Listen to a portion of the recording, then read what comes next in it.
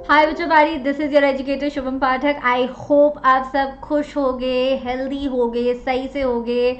और अगर आपके स्कूल्स खुल चुके हैं तो आप लोग बहुत सेफ्टी को ध्यान में रखते हुए स्कूल जा रहे होगे। ठीक है, safety is first. We want to be healthy and we want to make sure that we are all right and our families are all right. So God bless you. And today we are going to do the chapter agriculture. Agriculture के term 1 के question करने वाले हैं। आज के session में आपको हर तरीके के क्वेश्चन मिलेंगे। केस बेस्ड क्वेश्चन है, मैप बेस्ड क्वेश्चन है, असर्शन एंड रीजनिंग है, मैच द कॉलम है, पिक्चर बेस्ड क्वेश्चन है। यानी कि हर तरीके के कॉम्पिटेंसी बेस्ड क्वेश्चन जो आपके एग्जाम में आ सकते हैं वो आज हम करने वाले हैं। Let's start with the first question. अच्छा, क्वेश्चन से पहले मैं ये बता दूं कि एग्रीकल्चर एक ऐसा चैप्टर है, जो फ्री की टिप दे रही हूँ मैं, फ्री का ज्ञान है कि एग्रीकल्चर एक ऐसा चैप्टर है जिसमें अगर एनसीईआरटी नहीं पढ़ी तो फिर नंबर नहीं आएंगे। क्योंकि बहुत सारी छोटी छोटी चीज़ें हैं यार। राइस को कितना टेम्परेचर चाहिए, शुगर केन को क्या चाहिए, ये चाहिए वो चाहिए, वो जब तक आप एनसीईआरटी नहीं पढ़ोगे। और मेरा सेशन इस चैनल पे जो है एग्रीकल्चर वाला, वो देख लेना। किसी और टीचर से समझ आता है तो उनका सेशन देख लेना, जिससे भी समझ आता है। लेकिन एनसीईआरटी की एक्सप्लेनेशन और एनसीईआरटी की रीडिंग एक बार लगा लेना, ठीक है। और आज जो मैं ये पढ़ा रही हूँ उसकी जो पीडीएफ है ये आपको डिस्क्रिप्शन बॉक्स में मिल जाएगी, तो पीडीएफ भी एक बार डाउनलोड करके देख लेना। एग्जाम से पहले तो एक बार देख ही लेना। चलो, the first question is the cultivation of the coffee is confined to which among the following hills. हमारे यहाँ कॉफी होती है, अराबिका वेराइटी ऑफ कॉफी होती है जो येमन से आई थी। देखो, एक्स्ट्रा नॉलेज। सो ये जो वैरायटी ऑफ कॉफ़ी है ये पूरी दुनिया में इंडिया को बहुत फेमस बनाती है, क्योंकि बहुत ही अच्छी वैरायटी है कॉफ़ी की। ये कहाँ पे ग्रो होती है? बोरो हिल्स में, जनतई हिल्स में, अरावली हिल्स में, कि नीलगिरीज में? And the right answer is कि ये होती है नीलगिरी हिल्स में। नीलगिरीज कहाँ पे है बच्चा? नीलगिरीज कर्नाटका, तमिलनाडु और केरला, तीनों में थोड़ा थोड़ा थोड़ा थोड़ा नीलगिरीज पहाड़ों की श्रृंखला है जो तीनों स्टेट में बटी हुई है। Cool. Next question. Dash led to fragmentation of land holding size. Fragmentation का मतलब टुकड़ों में बटना, लैंड होल्डिंग का मतलब जितनी जमीन है आपके पास। तो ऐसा क्या कार्यक्रम हुआ देश में, ऐसी क्या दिक्कत आई जिसकी वजह से देश का जो लैंड है, जो पर फैमिली के हिस्से में लैंड आता है, वो टुकड़ों में बट रहा है। टुकड़ों में बंटवारा लैंड का कब होता है हमारे यहाँ इंडियन फैमिलीज में? जब भाई बहनों में या सिबलिंग्स में एक जनरेशन के बाद दूसरी जनरेशन में लैंड बंटता है, तो उसको क्या बोलोगे? राइट टू प्रॉपर्टी बोलोगे, राइट टू इनहेरिटेंस बोलोगे, राइट टू बर्थ बोलोगे, कि none of the above? Right to birth की आपका बर्थ से ही आपका अधिकार है कि आपको लैंड मिलेगा ही मिलेगा? I don't think so. Right to inheritance बोलते हैं इसे, यानी कि आपके एंसेस्टर्स की जो भी संपत्ति है, अगर आप उनके ब्लड रिलेशंस हो, ब्लड रिलेशन नहीं भी, अगर आप उनके अडॉप्टेड बच्चे भी हो, तो आप में ये जो लैंड होल्डिंग है ये बढ़ती है। प्रॉब्लम ये है कि इंडिया के पास स्पेसिफिक लैंड है 3.28 मिलियन स्क्वायर किलोमीटर। पहले भी उतना ही था, अभी भी उतना ही है ना। जनरेशन टू जनरेशन आगे जाते जा रहे हैं और वही लैंड के छोटे छोटे छोटे छोटे टुकड़े होते जा रहे हैं। इससे क्या हो रहा है कि पर फैमिली जो है, अब टुकड़ा छोटा हो गया है लैंड का, और टुकड़ा छोटा हो गया है तो लोग इंटेंस कल्टीवेशन की तरफ बढ़ रहे हैं। क्योंकि टुकड़ा तो छोटा हो गया है लैंड का, लेकिन खर्चे थोड़ी कम हुए हैं घर के। तो घर के खर्चों के लिए छोटे से टुकड़े से ज़्यादा मेहनत करके ज़्यादा क्रॉप्स निकालने की होड़ मची हुई है, और इससे सॉइल की फर्टिलिटी हो रही है खराब। तो answer is right to inheritance. बच्चा, राइट टू प्रॉपर्टी होता है कि अगर आपके पास पैसे हैं तो आप प्रॉपर्टी खरीद सको, आपको कोई मना ना करे, कोई डिस्क्रिमिनेशन ना हो। राइट टू इनहेरिटेंस होता है जो आपके एंसेस्टर्स की संपत्ति है, जो उनकी प्रॉपर्टी है, उनमें आपका हिस्सा। Next question. Identify the crops on the basis of following characteristics. बड़ा फेवरेट क्वेश्चन है इस चैप्टर का। रबड़ वाला जो था, इस तरीके का question previous year board exam में आ चुका है। आज वाला रबड़ से रिलेटेड नहीं है। चलो हम थोड़े से क्लूज पढ़ते हैं और फिर पता लगाते हैं कि कौन सी क्रॉप के बारे में बात हो रही है। Clue number 1, it is a tropical as well as subtropical crop. मतलब क्या है इसका? मतलब ये थोड़ी गर्मी में भी उग सकता है, थोड़ी सर्दी में भी उग सकता है। Okay. It can be grown on a variety of soil and needs manual labor from sowing to harvesting. अलग अलग तरीके की मिट्टी पे उग सकता है और मैनुअल लेबर चाहिए होता है जब इसके बीज डाल रहे हो यानी सो कर रहे हो, और जब इसकी कटाई कर रहे हो। It is the main source of sugar, गुड़, खंडसरी एंड मोलेसिस। ले भाई, थर्ड क्लू को तो देखते ही हमें पता चल गया कि हमारी क्रॉप कौन सी है। पहले दो क्लूज से हम फिर भी थोड़े कंफ्यूज हो रहे थे। Right answer is sugarcane. चीनी किसकी बनती है? गन्ने की। गुड़ किसका बनता है? गन्ने का, है ना। Easy peasy lemon squeezy. Next question. Rice is a commercial crop in Haryana and Punjab, but in Orissa it is a what kind of crop? Commercial crop कौन सी होती हैं? जो बड़े पैमाने पे ग्रो की जाती हैं ताकि उनसे खूब सारा पैसा आ सके और खूब सारा प्रॉफिट बढ़ सके फार्मर का। बट ये क्रॉप वहां पे कमर्शियल तरीके से ग्रो होती है हरियाणा और पंजाब में, वहां पे अच्छी मिट्टी, अच्छा क्लाइमेट है, तो वहां पे लोग बड़े स्केल पे राइस ग्रो करते हैं। उड़ीसा में क्या ये प्लांटेशन की तरह ग्रो होती है, या नॉन फूड क्रॉप की तरह ग्रो होती है, या सबसिस्टेंस की तरह ग्रो होती है, या फाइबर की तरह ग्रो होती है? चलो ऑप्शन एलिमिनेट करते हैं। प्लांटेशन की तरह उड़ीसा में तो बहुत ज्यादा किसी पर्टिकुलर क्रॉप की प्लांटेशन नहीं होती है, तो प्लांटेशन यहाँ से हटा देते हैं। और plantation anyway is a type of commercial crop, तो वो तो नहीं होगा। नॉन फूड कैसे हो जाएगा? राइस तो है ही फूड क्रॉप, तो कोई भी स्टेट उसे नॉन फूड की तरह कैसे ग्रो कर सकता है? चलो नॉन फूड भी हटा दिया। फाइबर क्रॉप क्या होता है? राइस फाइबर क्रॉप है ही नहीं, तो राइस को हटा दिया। सबसिस्टेंस बचा, सो the right answer is subsistence crop की तरह, यानी फार्मर्स जो हैं अपने लिए मोस्टली ग्रो करते हैं, जो थोड़ा सा बच जाता है मार्केट में बेच के पैसे कमा लेते हैं। वी एनीवे नो कि उड़ीसा के फार्मर्स पंजाब और हरियाणा के फार्मर्स के मुकाबले ज़्यादा अमीर नहीं होते हैं, सो वो मोस्टली सबसिस्टेंस फार्मिंग करते हैं, अपनी प्राइमरली अपनी फैमिलीज के लिए करते हैं। Next question, Which among the following crop is not derived from the crops grown in the soil? 4 crops दी हुई हैं, इसमें से एक ही इकलौती क्रॉप है। एक्चुअली पूरे चैप्टर में हम सिर्फ एक ही क्रॉप पढ़ते हैं जो मिट्टी में नहीं उगाई जाती है। क्या है वो? हेम्प है, या जूट है, या सिल्क है, या रबड़ है? यार ये तो तुम्हें पता होगा यार, छोटी क्लास से सेरिकल्चर पढ़ते आ रहे हो। सिल्क है। सिल्क कैसे ग्रो होता है? मलबरी ट्री लीव्स को खाने वाले जो कीड़े होते हैं, सिल्क वोम जिसे बोलते हो, उसकी रेयरिंग होती है, जिसे सेरिकल्चर बोलते हो। रेयरिंग होने के बाद वो कुकून्स बनाते हैं रेशम के धागों से, उनको यूज करके रेशम बनता है, सिल्क बनता है, और फिर सिल्क के प्रोडक्ट्स बनते हैं। तो सेरिकल्चर, मिट्टी में नहीं उगते। Next question, identify the correct statement about plantation agriculture. Plantation agriculture के बारे में 2 फीचर्स दिए हुए हैं, आपको बताना है कौन सा सच्चा है कौन सा झूठा है, ठीक है? ऑप्शन नंबर ए है it has an interface of agriculture and industry. Actually आपको यही बताना है कि इसमें से सच्चा कौन सा है, सॉरी। क्लू नंबर 1 कह रहा है कि प्लांटेशन इस तरीके का एग्रीकल्चर है जो इंडस्ट्रीज और एग्रीकल्चर के बीच की कोई चीज है, मतलब कि it connects agriculture and industry. Is that true? Plantation is a kind of commercial agriculture in which only single crop is grown on a very big land, right? Why is it grown on a big land? So that the profit could be maximized. Why we want more profit? कहाँ से आएगा ये more profit? क्योंकि industries को हमें सारी crop बेच देंगे, वो हमें खूब सारा पैसा देंगी, तो obviously point number 2 is correct. चलो जल्दबाजी में ऑप्शन नंबर ए पे नहीं करते हैं, लेकिन एक बार सेकेंड सेंटेंस भी पढ़ लेते हैं। सेकेंड सेंटेंस है it covers large tracts of land using capital intensive input with the help of migrant labourers. ये कह रहा है कि प्लांटेशन एग्रीकल्चर में बहुत बड़ा लैंड होता है, इंटेंसिव एक्टिविटीज होती हैं, यानी कि मैन्योर, फर्टिलाइजर, केमिकल सब यूज होता है, और बहुत सारे माइग्रेंट लेबरर्स मतलब ऐसे लेबरर्स जो बेचारे माइग्रेट करके आए हैं, तो चीप लेबर, एक तरीके से चीप लेबर यूज होता है। बिल्कुल सही बात है, प्रॉफिट मैक्सिमाइज करना होता है, प्रॉफिट मैक्सिमाइज करने के लिए लेबर सस्ता लिया जाता है, ज़्यादा से ज़्यादा प्रॉफिट लाने के लिए लैंड पे इंटेंसिव एक्टिविटीज़ की जाती हैं, कैपिटल बहुत ज़्यादा लगता है, बीज खरीदने में, ट्रैक्टर खरीदने में पैसे लगते हैं, और आपका बहुत बड़ा पीस ऑफ लैंड होता है। So both of them are correct, the right answer would be option number C. Next question, C. Watermelon, muskmelon, cucumber and vegetable, most of them are fruits and vegetable. और fruits और vegetable किस तरीके की crop होती हैं? Mostly Zaid crop. हमेशा याद रखना, आलू, खीरा, मस्कमेलन उगाने में 2-3 महीने से ऊपर नहीं लगता।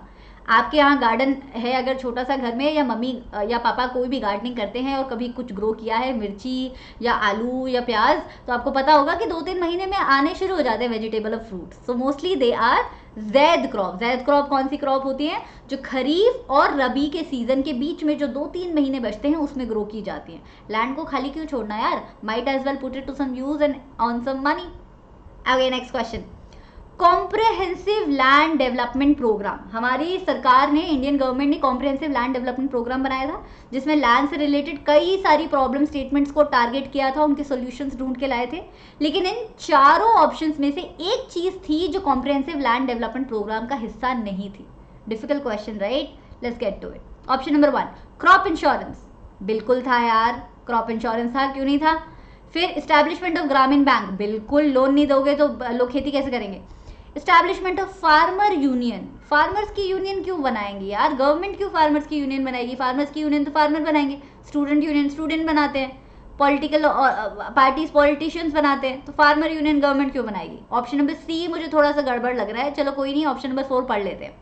Establishment of the cooperative societies, definitely ये हुआ था, कोऑपरेटिव सोसाइटीज बनी थी। फॉर्मल सिस्टम ऑफ लोनिंग ज़्यादा दी गई थी फार्मर्स को, so that they can buy more things and you know insure their crops also, have a credit card for their cropping also and earn more and more profit. So ये सारी चीज़ें इसका हिस्सा थी except for point number 3। Next question, Which among the following oil seed is both a kharif and a rabi crop? Question आपको already बोल रहा है कि चारों ऑप्शंस जो है चारों ऑयल सीड है, यानी कि तेल देने वाले बीज हैं। इसमें से कौन सा ऑयल सीड है जो खरीफ है या और रबी दोनों है? बहुत ही डिफिकल्ट क्वेश्चन, बहुत ही difficult question. Let's learn the right answer is sesamum. Sesamum क्या होता है बच्चा? तिल। तिल के लड्डू खाए होंगे, कई सारी मिठाई पे भी तिल लगा हुआ होता है। और क्या बनता है तिल का? यार लड्डू और मिठाई पे ही देखा मैंने, बाकी तो तिल का कोई यूज़ देखा नहीं है। तिल का तेल स्किन के लिए भी ठीक ठाक होता है, खाना बनते तो मैंने तिल के तेल में बहुत ज़्यादा देखा नहीं, but anyway you get the point. Sesamum का मतलब है तिल। तिल का तेल कई जगह खरीफ क्रॉप की तरह ग्रो होता है, कई जगह रबी क्रॉप्स की जगह होता है, तो वो काफ़ी फ्लेक्सिबल क्रॉप है। Next, match the column. Column number 1 says golden fibre. भाई हमें पता है, सबसे इजी। गोल्डन फाइबर क्या होता है? गोल्डन फाइबर होता है जूट, है ना। गोल्डन क्यों बोलते हैं? एक तो इसका कलर गोल्डन होता है, दूसरा इतने सारे इसके फंक्शंस हैं और इतने सारे फीचर्स हैं कि हम बोलते हैं यार जूट से तो कुछ भी बना सकते हो आप, तो ये गोल्डन फाइबर है। जैसे गोल्ड से कुछ भी बना सकते हो, गोल्ड कितनी काम की चीज़ है। Similarly okay, milpa. मिल्पा क्या होता है? आपका shifting agriculture, slash and burn agriculture. लेकिन मिल्पा कहाँ बोलते हो उसे? मिल्पा बोलते हो आप मैक्सिको में। ये सारे नाम जो आपके एनसीईआरटी में लिखे हैं, ये पिछले टर्म तक कम इंपॉर्टेंट थे, इस टर्म में ज़्यादा इंपॉर्टेंट है क्योंकि सिर्फ एमसीक्यूज आ रहे हैं। सो जो भी नाम दिए हैं, मिल्पा मैक्सिको में, बोरो या आपका शिफ्टिंग एग्रीकल्चर, रोका, ये सारे याद कर लेना। आई नो थोड़ा डिफिकल्ट है बट कर लेना यार, इसमें से एक आ जाएगा, एक नंबर मिल जाएंगे फ्री के, है ना। Okay, leguminous crop. Leguminous crop तो वो वाली क्रॉप्स होती है ना जो नाइट्रोजन फिक्सेशन करती हैं, क्योंकि वहाँ सिम्बायोटिक एसोसिएशन होता है उनकी जड़ों में, थोड़ी बायोलॉजी इन्वॉल्व है इसमें तो, but we know what are they do nitrogen fixation, जैसे कि आपकी लेग्यूम्स, राइट, यानी कि दालें। ऑपरेशन फ्लड, ये डिफिकल्ट है। ऑपरेशन फ्लड हम मिल्क रेवोल्यूशन को बोलते हैं। मिल्क रेवोल्यूशन का दूसरा नाम है वाइट रेवोल्यूशन। हमारे देश में 2 रेवोल्यूशन किए गए थे 1950s और 60s को मिला के, white and green revolution. Green revolution was for agriculture particularly, not agriculture, farming particularly. White revolution was for milk production, so that our country should not have to import the milk from other nations. तो milk security हमारे देश के लिए ज़रूरी थी। For that Amul जो आप brand जानते हो was a birth of milk revolution. So operation flood is white revolution. So इस हिसाब से तो हमारा आंसर बन रहा है ए का 4, बी का और नहीं ए का 2, बी का 4, सी का 1 एंड डी का 3. Yes, this is right. Option number 3 is right. Let's see. Yes. Next question. Match the following again. Column 1, column 2. Uttar Pradesh Maharashtra में क्या ग्रो होता है? यार ये तो तुमको पता होगा, उत्तर प्रदेश महाराष्ट्र में क्या ग्रो होता है। चलो ये तो पता होगा, नागपुर के संतरे बड़े फेमस हैं। नागपुर को मैच कर दो ऑरेंजेस से। नागपुर को जैसे ऑरेंजेस से मैच करोगे, बी विद डी, बी को डी से मैच किया, बी को 4 से मैच किया, तो हमारे पास आगे 2 ऑप्शन, या तो ऑप्शन नंबर 1 हो सकता है या ऑप्शन नंबर 3 हो सकता है। चलो एक और मैच करते हैं। पहाड़ों पे क्या ग्रो होता है? पहाड़ों पे सेब ग्रो होता है, अखरोट ग्रो होता है, एप्रिकॉट ग्रो होता है। ठंडी जगह के फ्रूट्स है ये, टेम्परेट फ्रूट्स। तो हिमाचल प्रदेश और जम्मू कश्मीर को हमने मैच कर दिया एप्पल, पियर, एप्रिकॉट, वॉलनट से। डी को मैच किया 1 से। जैसे ही मैंने डी को 1 से मैच किया, मुझे अपना आंसर दिख गया, है ना, ऑप्शन नंबर 1। लेकिन आप बाकी चीज़ें भी मैच करके देख सकते हो। मेघालय में बारिश होती है, मेघालय में जो है आपके पाइनएप्पल्स अच्छे ग्रो करते हैं, और उत्तर प्रदेश में मैंगोज ग्रो करते हैं, लेकिन बिहार में भी मैंगोज ग्रो करते हैं, महाराष्ट्र में भी करते हैं। अल्फांसो जो वैरायटी है, जो आमों का राजा बोला जाता है, वो आपकी महाराष्ट्र से आती है।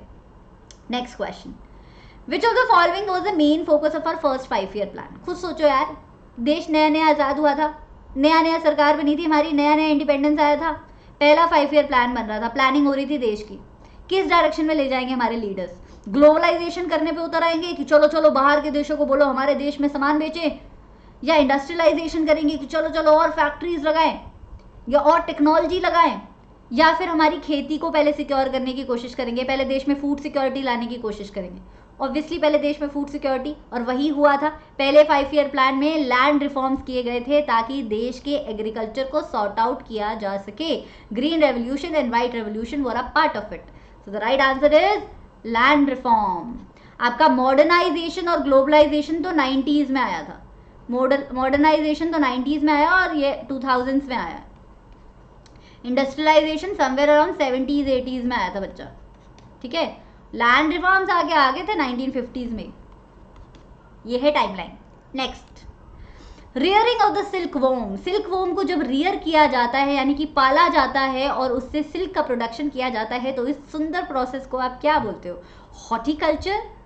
नो, हॉर्टिकल्चर तो वेजिटेबल और फ्रूट्स ग्रो करने को बोलते हैं। Sericulture? May be. Agriculture? Agriculture में तो आप क्रॉप्स ग्रो करते हो। फ्लोरिकल्चर? फ्लोरिकल्चर में तो फूल ग्रो करते हो। So the right answer is sericulture. S for silk, S for seri. Framing practice, अरे है फ्रेमिंग लिखा हुआ है, फार्मिंग आएगा, farming.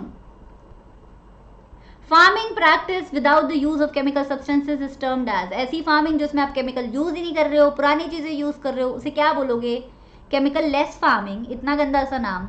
Organic farming, inorganic farming या mixed farming? The right answer is organic farming. नाम से पता चल रहा है ऑर्गेनिक चीजें यूज करते हो, मैन्योर यूज करते हो, फर्टिलाइजर यूज नहीं करते हो, कंपोस्ट यूज करते हो, केमिकल्स यूज नहीं करते हो, पेस्टिसाइड्स यूज नहीं करते हो। So it is organic farming. थोड़ी मेहनत ज्यादा लगती है लेकिन कम से कम बॉडी में केमिकल तो कम जाता है। Next is a source based question बच्चा पार्टी। जल्दी से हम ये सोर्स पढ़ लेते हैं, ये सोर्स काफी इंपॉर्टेंट है। महात्मा गांधी ने विनोबा भावे को अपना स्पिरिचुअल आयर, आयर का मतलब अपना वारिस, और स्पिरिचुअल मतलब अपनी फीलिंग्स, अपने इमोशंस, अपने थॉट प्रोसेस का एक तरीके से वारिस घोषित किया था। विनोबा भावे जो है उन्होंने पार्टिसिपेट किया था सत्याग्रह में, सत्याग्रही थे वो एक। He was one of the votaries of Gandhi concept of Gram Swarajya. Gandhi जी हमेशा बोलते थे कि इंडिया का अगर हर विलेज इंडिपेंडेंट हो जाएगा, ग्राम स्वराज्य का मतलब विलेज इंडिपेंडेंस, तो पूरा देश भी इंडिपेंडेंट हो जाएगा सही माने में। तो वो चाहते थे कि पूरा हर गांव सेल्फ रिलायंट बने, सेल्फ इंडिपेंडेंट बने, ठीक है। सो और विनोबा भावे भी यही मानते थे। तो गांधी जी के मरने के बाद विनोबा भावे ने क्या किया कि पद यात्रा करनी शुरू की और गांधी जी के मैसेज को पूरे देश में फैलाने की कोशिश की। इसी तरीके से एक बार वो पोचमपल्ली नाम की जगह, जहाँ पोचमपल्ली साड़ी, पोचमपल्ली सिल्क बड़ा फेमस है, आंध्र प्रदेश में पोचमपल्ली में जाके भाषण दे रहे थे। वहां पे वो भाषण दे ही रहे थे कि कुछ पुअर पेजेंट्स ने और पुअर फार्मर्स ने, लैंडलेस फार्मर्स जिनके पास लैंड ही नहीं था, उन्होंने अपना हाल बताना शुरू कर दिया कि यार हम तो बहुत दुखी हैं, हमारे पास तो लैंड ही नहीं है। विनोबा भावे कुछ भी प्रॉमिस करते immediately, but could not promise. Vinoba Bhave कोई भी प्रॉमिस इमीडिएटली नहीं कर पाए क्योंकि उन्हें नहीं पता था कि इसका क्या समाधान है। लेकिन उन्होंने ये ज़रूर बोला कि वो गवर्नमेंट ऑफ इंडिया से बात ज़रूर करेंगे इस बारे में, और कोऑपरेटिव फार्मिंग यानी सब मिलजुल के फार्मिंग करें और सब मिलजुल के उसका फल जो है डिवाइड करें, इसके बारे में गवर्नमेंट से बात ज़रूर करेंगे। अभी वो ये सब बोल ही रहे थे, तब तक सडनली सभा में से एक व्यक्ति खड़े हो गए, श्री रामचंद्र रेड्डी जी नाम था उनका। वो खड़े हुए और उन्होंने बोला कि मैं अपना 80 एकड़ लैंड मैं अपने 80 एकड़ लैंडलेस विलेजर्स के बीच में डिवाइड करना चाहता हूँ, यानी कि पर विलेजर 1 एकड़ लैंड आएगा। इसको उन्होंने नाम दिया भूदान।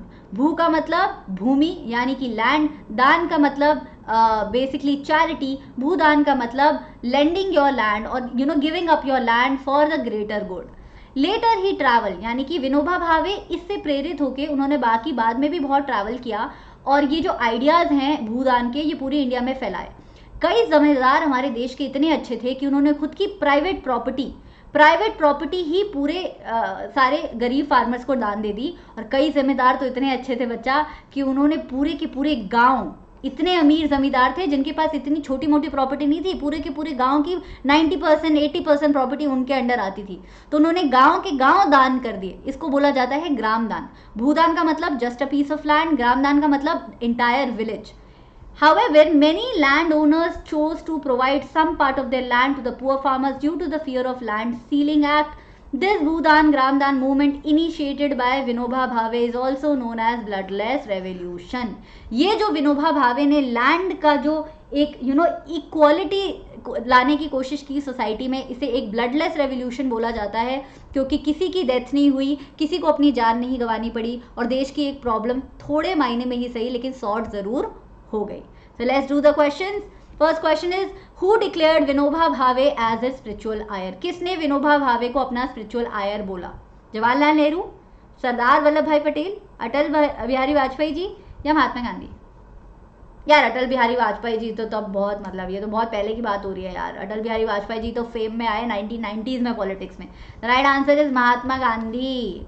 नेक्स्ट क्वेश्चन, श्रीराम रेड्डी जी ने जो 80 एकड़ लैंड 80 विलेजर्स के बीच में डिवाइड करने की बात की, वो ग्राम दान है यानी विलेज का दान है, भूदान है यानी लैंड का दान है, नॉर्मल दान है, या नॉन ऑफ द अबव? भूदान है बच्चा, ठीक है। भूदान ग्रामदान मूवमेंट का दूसरा नाम क्या है? Green revolution, white revolution, bloodless revolution, industrial revolution? अभी हमने पढ़ा है, इसका नाम है ब्लडलेस रेवोल्यूशन। नेक्स्ट क्वेश्चन, एक और सोर्स करते हैं। सोर्सेस की रिंझा जो है अपनी फैमिली के साथ एक छोटे से विलेज में रहती है जो असम के दीपू इलाके के आउटस्कर्ट्स में है। She enjoys watching her family members clearing, slashing and burning a patch of the land. वो देखती है कि उसके मेंबर्स, फैमिली मेंबर्स क्या करते हैं, एक पर्टिकुलर एरिया क्लियर करते हैं, वहाँ पेड़ काटते हैं, वहाँ पे बर्न करते हैं लैंड को, फिर वहाँ पे कल्टीवेशन करते हैं। कई बार वो अपनी फैमिली को हेल्प भी करती है खेतों को ग्रो करने के लिए, मतलब खेतों में खेती करने के लिए। Helps them in irrigating the field, और वो अपने पेरेंट्स को हेल्प भी करती है, फैमिली को हेल्प भी करती है बैम्बू सिस्टम को यूज़ करके, जो हम वाटर रिसोर्सेज में पढ़ते हैं, बैम्बू सिस्टम को यूज़ करके खेतों को पानी देने के लिए। शी लव्स द सराउंडिंग, वो अपनी सराउंडिंग्स को बहुत पसंद करती है और जैसे वो रह रही है वैसे ही रहना चाहती है। But this little girl has no idea about the declining fertility, लेकिन इस प्यारी सी छोटी सी बच्ची को ये नहीं पता कि कैसे उसकी फैमिली के लैंड की फर्टिलिटी धीरे धीरे दिन प्रतिदिन कम होती जा रही है, और बहुत ही जल्दी उसकी फैमिली को एक नया पैच ऑफ लैंड ढूंढना पड़ेगा, क्योंकि एग्जिस्टिंग पैच ऑफ लैंड की सारी फर्टिलिटी, सारी उपजाऊ शक्ति जो है खत्म हो चुकी होगी। Right, this is your source. Let's do questions. Question is Rinjha कहाँ रहती है? अरे बहुत इजी है, रिंझा आउटस्कर्ट्स में रहती है, दीपू जगह आसाम के पास है ना, असम में है। Right answer Assam. Next question, which type of agriculture was practised by Rinjha's family? Slash and burn, shifting agriculture. Slash and burn की जगह शिफ्टिंग भी आ सकता है, मिल्पा भी आ सकता है, रोका भी आ सकता है, ध्यान दीजिएगा। The right answer is slash and burn. Next question, how did they pass water from near by spring? जो पास में झरना है उससे वो खेतों को पानी कैसे देते हैं? Bye collecting in a container, एक बर्तन में कलेक्ट करके फिर पानी देते हैं, या फिर उन्होंने फुवारे लगा रखे हैं अपनी फील्ड में, या उन्होंने बैम्बू का एक कनाल सिस्टम बना रखा है, या none of the above? The right answer is bamboo, option number C. Next, soil की जो फर्टिलिटी है, when soil fertility Rinjha's family search for a fresh patch of land. जब सॉइल की फर्टिलिटी बढ़ेगी तब उन्हें दूसरा लैंड ढूंढना पड़ेगा, घटेगी तब ढूंढना पड़ेगा, जब सॉइल की फर्टिलिटी बहुत अच्छी होगी तब ढूंढना पड़ेगा, या जब सॉइल की फर्टिलिटी दोबारा वापस आएगी तब उन्हें दूसरा पैच ऑफ लैंड ढूंढना पड़ेगा? द राइट आंसर इज तब दूसरा लैंड ढूंढना पड़ेगा ना, जब सॉइल की फर्टिलिटी गिर जाएगी, बिल्कुल खत्म हो जाएगी। The right answer is decline. Next question, assertion, globalization कोई नया फिनोमेना नहीं है, क्या ये सच्ची बात है? हाँ, making of the global world हमारे हिस्ट्री में चैप्टर है यार, हिस्ट्री का चैप्टर है, मतलब बहुत पुरानी बात है ग्लोबलाइजेशन, है ना। रीजन क्या है? Exchange of ideas and goods among nation is known as globalization, कि जब दो देश जो है अपने आइडियाज और गुड्स को एक्सचेंज करते हैं तो उसे ग्लोबलाइजेशन बोला जाता है। क्या यही वजह है कि ग्लोबलाइजेशन नया फिनोमेना नहीं है, क्योंकि बहुत पहले से आइडियाज और गुड्स एक्सचेंज होते हुए आ रहे हैं? Yes, both of them are true and also R is the correct explanation of A. हम इंडिया साइज एंड लोकेशन में क्लास 9th में पढ़ के आए हैं कि कैसे हमारी रामायण, उपनिषद, डेसिमल सिस्टम हम दुनिया को बताते हुए आए हैं 13वीं 14वीं शताब्दी से, और दुनिया की चीज़ें सीखते हुए आए हैं। तो India is not the only nation, but the entire world has been doing globalization since centuries. ये बात अलग है कि अब जो ग्लोबलाइजेशन है वो बहुत रैपिड हो चुका है, क्योंकि टेक्नोलॉजी बहुत बूम कर चुकी है, लेकिन ग्लोबलाइजेशन पहले भी होता था। नेक्स्ट क्वेश्चन, असर्शन है कि ऑर्गेनिक फार्मिंग वोग में है। वोग का मतलब होता है बच्चा ट्रेंड। हाँ, बहुत ट्रेंड में है। ये दिल्ली बॉम्बे चले जाओ ना, साउथ दिल्ली, साउथ बॉम्बे, सब लोग ऑर्गेनिक खाना खाने की कोशिश करते हैं। थोड़ा महंगा आता है लेकिन ऑर्गेनिक चाहिए उनको कि बॉडी में केमिकल कम जाए, ठीक है। रीजन दिया हुआ है कि ऑर्गेनिक फार्मिंग में क्रॉप्स जो है बहुत high doses of grown using high doses of fertilizer, लिख देती हूँ यहाँ पे, high doses of fertilizer. Organic farming में जो क्रॉप्स है वो बहुत ज़्यादा फर्टिलाइजर यूज करके ग्रो की जाती हैं। ऑर्गेनिक फार्मिंग में मेहनत ज़्यादा लगती है, इसलिए थोड़े महंगे मिलते हैं सब्सटेंस, और ट्रेंड में इसलिए है क्योंकि वो हेल्दी होती है, ना कि बल्कि इसलिए क्योंकि उसमें ज़्यादा फर्टिलाइजर यूज़ किए जाते हैं। उसमें तो फर्टिलाइजर यूज़ ही नहीं किए जाते, उसमें तो मैन्योर, कंपोस्ट यूज़ किया जाता है। So the right answer is assertion is true but reason is false. Next question, crops are grown depending upon the, अच्छा ये क्वेश्चन गलत है, इसको छोड़ो, अभी आगे चलते हैं। आई होप ये क्वेश्चन दिख रहा होगा तुम्हें पूरा। असर्शन कह रहा है कि कुछ इकोनॉमिस्ट ऐसा कहते हैं कि इंडियन फार्मर्स का फ्यूचर बहुत ब्लीक है अगर वो सिर्फ फूड ग्रेन उगाते रहेंगे, क्योंकि लैंड होल्डिंग जो है धीरे धीरे स्मॉलर हो रही है और पॉपुलेशन बढ़ रही है। ठीक है, ये कुछ इकोनॉमिस्ट का कहना है इंडिया के फार्मर्स के बारे में। बिल्कुल सही बात है, बिल्कुल सही बात है। राइट टू इनहेरिटेंस की वजह से लैंड होल्डिंग्स कम हो रही है। एट द सेम टाइम्स हम जो है अगर फूड ग्रेन ही उगाते रहे तो फूड ग्रेन सस्ते बिकते हैं मार्केट में, हमारे पास ज़्यादा पैसा नहीं आएगा। तो असर्शन तो पक्का सच है, तो ऑप्शन नंबर डी तो है, हम एलिमिनेट कर देते हैं। रीजन पढ़ लेते हैं। Indian farmers have diversified their cropping pattern from cereals to high value crop. ये कह रहा है कि ओवरऑल अगर आप देखोगे तो मेजॉरिटी ऑफ इंडियन फार्मर्स ने क्रॉपिंग पैटर्न जो है अपना डाइवर्सिफाई कर लिया है, सीरियल से लेके, फूड क्रॉप से लेके, नॉन फूड क्रॉप से लेके हाई वैल्यू क्रॉप जैसे कि ऑलिव ऑयल, जोजोबा, वॉलनट, ये सब भी ग्रो करते हैं। तो बच्चा ये गलत है, कुछ फार्मर्स करते हैं but when we are talking about Indian farmers we are talking about majority of the farmers. Majority of the farmers India में अभी भी फार्मिंग में स्ट्रगल कर रहे हैं। तो assertion is true but reason is false. Okay, next question is this. I hope you can see the photo. ये किस चीज की फोटो है? ये फोटो है आपकी, पता है यार तुम्हें, स्लैश एंड बर्न एग्रीकल्चर। कुछ तो जल रहा है यहाँ पे, देखो कुछ जल रहा है यहाँ पे। ये क्या है? Slash and burn. जगह जगह के ये थोड़ा सा लैंड जलाया, अभी यहाँ पे फार्मिंग होगी, फिर थोड़ा सा कहीं और जलेगा, फिर वहाँ फार्मिंग होगी। This is slash and burn. Next is, ये फोटो में क्या दिख रहा है? फोटो में दिख रहा है कि बहुत बड़ा सा लैंड है और स्किल्ड लेबर दिख रही है और चाय उगती हुई दिख रही है, चाय पत्ती या कॉफ़ी, दोनों में से कोई एक ही है ये। तो चाय और कॉफ़ी क्या होते हैं? प्लांटेशन क्रॉप्स में आते हैं, और बहुत बड़ा लैंड भी है और लेबर भी दिख रही है, तो right answer would B plantation. Next question, यहाँ क्या दिख रहा है फोटो में ट्रैक्टर दिख रहा है। खेती किससे हो रही है? ट्रैक्टर के अकॉर्डिंग हो रही है। ट्रैक्टर क्या है? मॉडर्न मेथड है, पुराना मेथड है? ऑब्वियसली मॉडर्न मेथड है। तो आंसर क्या होगा? ट्रेडिशनल टेक्नोलॉजिकल यूज हो रहा है कि मॉडर्न टेक्नोलॉजी का यूज हो रहा है? हो का मतलब होता है बच्चा एक टूल होता है जिससे आप खेती करते हो, या none of the above? Right answer is modern method use हो रहा है। नेक्स्ट क्वेश्चन, मैप क्वेश्चन करते हैं।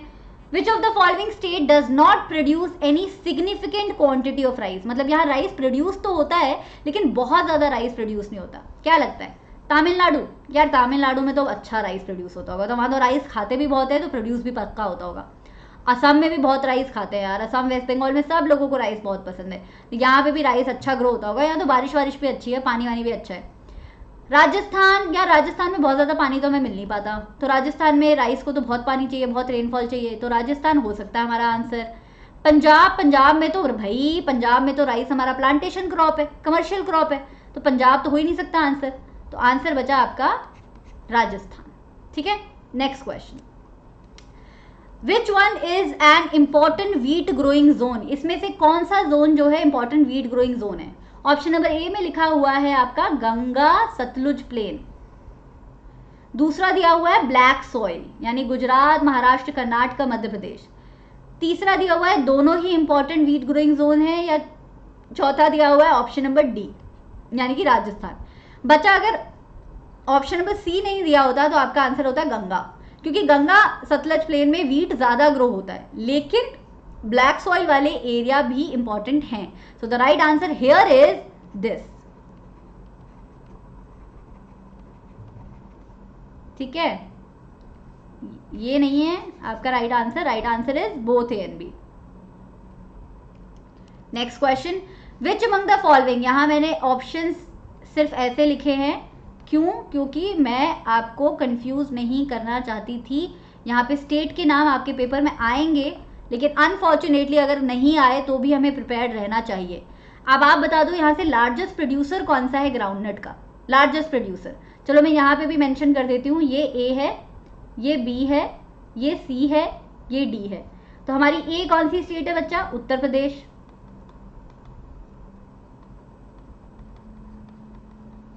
हमारी बी कौन सी स्टेट है? गुजरात। सी कौन सी स्टेट है? महाराष्ट्र। डी है आपकी कर्नाटका। कर्नाटका और महाराष्ट्र में बच्चे बहुत कंफ्यूज होते हैं, कर्नाटका और आंध्र प्रदेश में। याद रखना कर्नाटका गोवा के ज्यादा पास है, ठीक है, तो कर्नाटका ये है। अब सबसे ज्यादा मूंगफली ग्रो होती है ब्लैक सॉइल पे, और ब्लैक सॉइल इनमें से सबसे ज्यादा है आपकी गुजरात और महाराष्ट्र के पास। लेकिन महाराष्ट्र आपका कॉटन के लिए फेमस है, गुजरात आपका मूंगफली के लिए फेमस है। So the right answer would be option number B. Okay, so these were your map question. I hope you enjoyed as much as I did. I loved this session. This is a very important chapter और आज हमने nail down कर लिया है।